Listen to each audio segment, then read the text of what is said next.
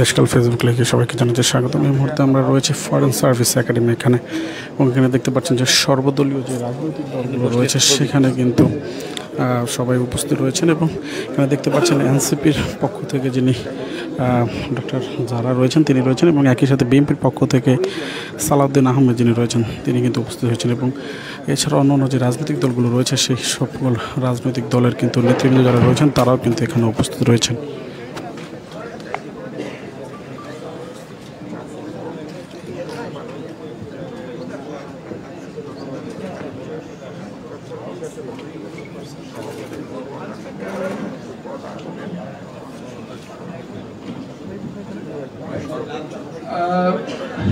আসসালামু আলাইকুম, শুভ সকাল।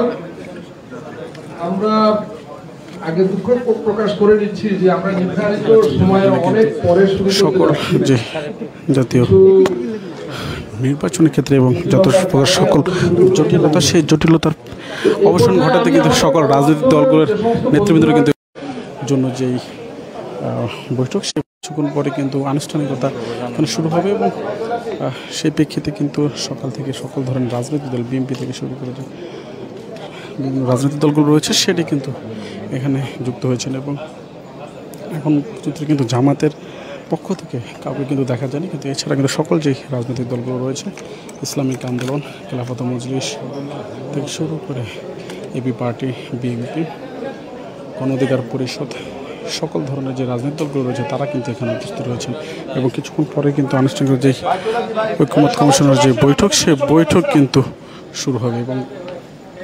সেই চিত্রই কিন্তু সরাসরি কিন্তু আমরা আপনাদেরকে দেখানোর চেষ্টা করছিলাম দেশকাল ফেসবুক লাইভের মধ্যে দিয়ে। এবং এনসিপির থেকে কিন্তু বেশ কয়েকজন তাদের যে নেতারা রয়েছেন আদিব রহমান এবং তারা কিন্তু এখানে উপস্থিত রয়েছেন। যারা এতক্ষণ যুক্ত ছিলেন সবাইকে অসংখ্য ধন্যবাদ। পরে নতুন কোনো খবর নিয়ে কিন্তু আমরা আবারও যুক্ত হব, ততক্ষণ কিন্তু দেশকাল নিউজের সাথে থাকুন।